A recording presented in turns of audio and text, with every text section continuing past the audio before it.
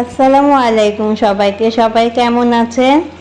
আজকে আমি আরও একটি রেসিপি নিয়ে চলে এসেছি। সেটা হলো কোরবানির জন্য। সামনেই আমাদের কোরবানি ঈদ চলে আসছে। এটা ভীষণভাবে কাজে লাগতে পারে সবার। আমি কিছু মাংস নিয়ে নিয়েছিলাম কেটে।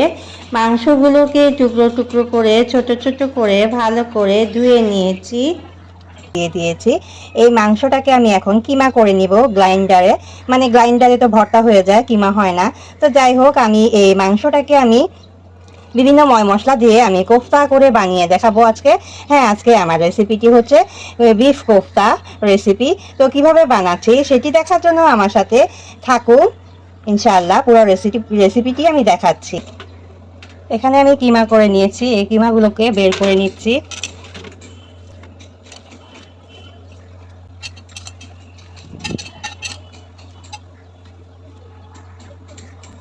বেশ অনেকখানি কিমা হয়ে গিয়েছে, একদম 1.5 কেজির মতো হবে। এখানে আমি সব কিছু মশলা মিশিয়ে নিচ্ছি। সর্বপ্রথমে দিয়ে দিচ্ছি সয়া সস, যেটা ছাড়া একদমই সব কিছু অধুরা। সয়া সস বেশ খানিকটা দিয়ে নিলাম। তারপর দিয়ে নিলাম গরম মশলা, মিক্স করা জিরা গুঁড়া, সব কিছু এখানে আছে। আর নিয়ে নিচ্ছি গুঁড়া মরিচের গুঁড়া, স্বাদ অনুযায়ী। যে যেরকম ঝাল খেতে চান সেরকমই হবে ব্যাপারটা। আর নিয়ে নিচ্ছি গোলমরিচের গুঁড়া, এটা তো লাগবেই। বেশ খানিকটা গোলমরিচের গুঁড়া নিয়ে নিলাম। আর নিব আদা বাটা, রসুন বাটা। যেহেতু আমার এখানে বেশ খানিকটা মাংস, তো আমার মশলাও বেশ খানিকটাই হবে। রসুন বাটা নিয়েছি।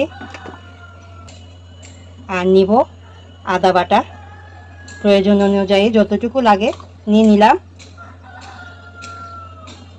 আর নিয়ে নিব আগে থেকে আমি কয়েক স্লাইস পাউরুটি আমি ভিজিয়ে রেখেছিলাম পানিতে, সেটাই আমি ভালো করে চিপে নিয়ে নিয়েছি। পাউরুটি যেটা বাইন্ডিংয়ে কাজ করবে আমার কোফতা বানাতে। আমি আগেই বলেছি আমার আজকের রেসিপি হলো বিফ কোফতা। আমি এখানে 1.5 কেজি মাংস নিয়েছি। আর পরিমাণ মতো মশলা এবং ভালো করে চিপে নিয়েছি রুটির টুকরা, পাউরুটির টুকরা, যেটা বাইন্ডিংয়ে কাজ করবে। স্বাদ অনুযায়ী লবণ নিয়ে নিয়েছি। লবণটা তো আমি দিয়ে দিলাম আন্দাজ করে, যেহেতু আমি জিলহজ মাসে রোজা রেখেছি, লবণ আর চেক করা যাবে না, তাই একেবারে দিয়ে দিলাম। যা হলো হলো। এই লবণ এখন সব আমি একসাথে মেখে নিব ভালো করে। হ্যাঁ, আরও কিছু দিব, যেটা আছে এই পেঁয়াজ কুচি এবং কাঁচামরিচ কুচি, এটা আমি একটু পরে দিচ্ছি। এই জিনিসটা আগে ভালো করে মেখে নিচ্ছি। মাখা হয়ে গেলে পেঁয়াজ কুচি, কাঁচামরিচ কুচিও দিয়ে দিতে পারবো। আমার সব কিছু একসাথে মাখা হয়ে গেছে। এখন আমি একটি ডিম দিয়ে দিব।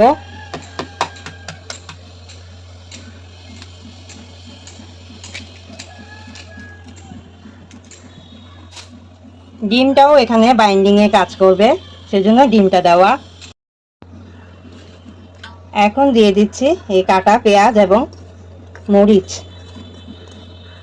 কাঁচা মরিচ, এগুলো এখন সব আমি একসাথে আবারও মেখে নিচ্ছি। কর্নফ্লাওয়ার দিয়ে দিচ্ছি 1-2 চামচ, যেটা বাইন্ডিংয়ের কাজে সাহায্য করবে। 1 চামচ দিয়ে দিলাম, আরও 1 চামচ দিয়ে দিলাম, 2 চামচ দিয়ে দিলাম।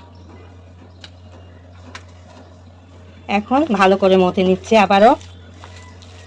তো আজকের রেসিপিটি কেমন হচ্ছে অবশ্যই ছোট্ট একটি মন্তব্য করতে ভুলবেন না যেন। যেহেতু আমার কয়েকদিন ধরে কোথাও বাহিরে যাওয়া হচ্ছে না, সেজন্য আমি একটা রেসিপি পরিবেশন করলাম আপনাদের সাথে।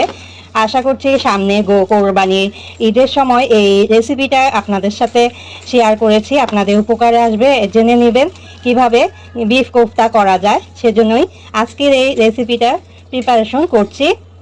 এখন আমি এগুলোকে ছোট বড় সাইজে যার যেটা ভালো লাগে গোল গোল করে নিচ্ছি। তারপরে চুলায় চলে যাব এটাকে ভাজার জন্য। তো আমি এভাবে সবগুলো গোল গোল করে নিচ্ছি হাতের সাহায্যে। এখানে আমার 25টা কোফতা হয়েছে। আমি সবগুলোকে চেষ্টা করেছি সমান সাইজের করে গোল গোল করে রাখতে। এখন আপনারা চাইলেও ছোট করে করতে পারেন, আমি একটু বড় সাইজ রেখেছি। এখানে 25টা হয়েছে। আমি এখন চলে যাচ্ছি চুলায় ডুবো তেলে ভাজার জন্য। তেলটা গরম হয়ে গিয়েছে, আমি একে একে ছেড়ে দিচ্ছি। বিসমিল্লাহির রহমানির রহিম।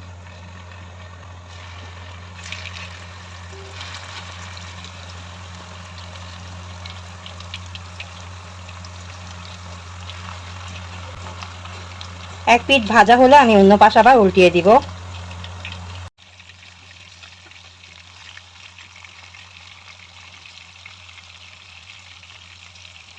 একে একে আমি সবগুলো উল্টে দিচ্ছি। এভাবে কিছুটা কালার চলে আসলে আমি একে একে সবগুলো উঠিয়ে নিব। ব্রাউন কালার চলে আসলে আমি উঠিয়ে নিচ্ছি। এভাবে করে আমি বাকিগুলো ভেজে নিচ্ছি একে একে। সেটা আর দেখালাম না, ভাজছি যে সেটাই একটু ভিডিও করে নিলাম। একে একে আমি সবগুলোই ভেজে নিয়েছিলাম, উঠিয়ে ফেলতেছি। আমি এই গরম তেলে 2টি তেজপাতা ছিঁড়ে দিয়ে দিলাম, এলাচি দিলাম, দারুচিনি দিলাম আর 3টা লং দিলাম। এই তেলের মাঝে আমি এখন আদা রসুন বাটা দিয়ে দিব গ্রেভি করার জন্য, কোফতাটার জন্য। এই আদা রসুন বাটা, আদা বাটা আরেকটু দিয়ে দিলাম।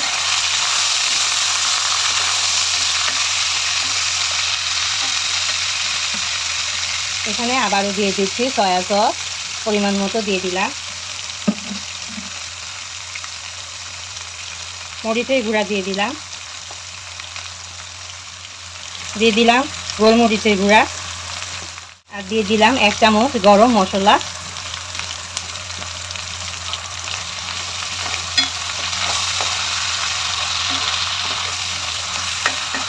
এগুলোকে এখন ভালো করে নেড়ে চেড়ে কষিয়ে নিচ্ছি। সামান্য গরম পানি দিয়ে দিলাম কষানোর জন্য। আর এখানে দিয়ে দিচ্ছি কিছুটা লবণ।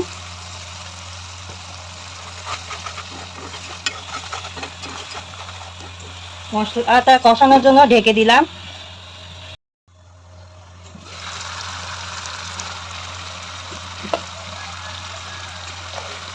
গ্রেভিটা কষে এসেছে, তেল উপরে চলে আসছে। আমি এখানে আমার নিজের ঘরে তৈরি করা টমেটো সস দিয়ে দিলাম।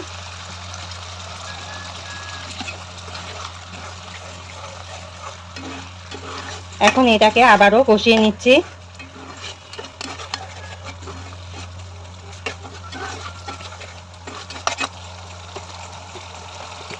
স্বাদে ব্যালেন্স আনার জন্য একটু চিনি দিয়ে দিচ্ছি। এটা যাদের ইচ্ছা হয় দিবেন, নতুবা স্কিপ করবেন, কোনো অসুবিধা নেই। যেহেতু সস আছে, সস তো একটু মিষ্টি মিষ্টি হয়েই থাকে। এখন আমার ভেজে রাখা কোফতাগুলো একে একে দিয়ে দিচ্ছি।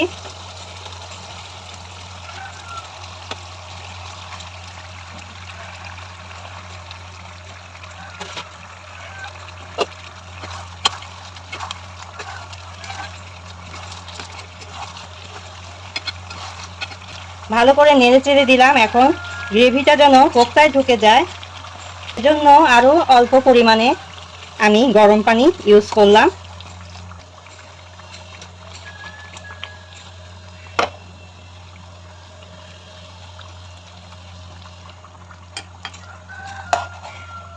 অনেক সুন্দর এসেছে কালারটা। আপনাদের কাছে কেমন লাগলো অবশ্যই ছোট্ট একটি মন্তব্য করতে ভুলবেন না যেন।